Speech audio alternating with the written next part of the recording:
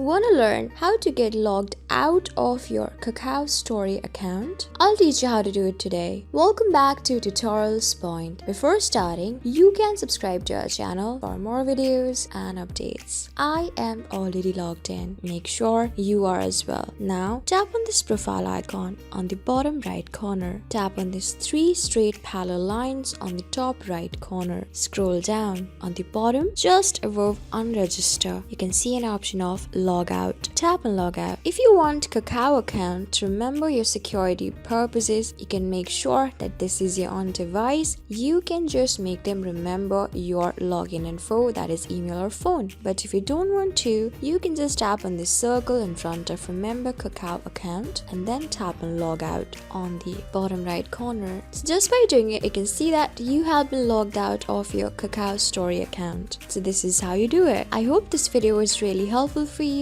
and I was able to help you. I am going to see you on the next video. Till then, keep calm, stay safe, and goodbye.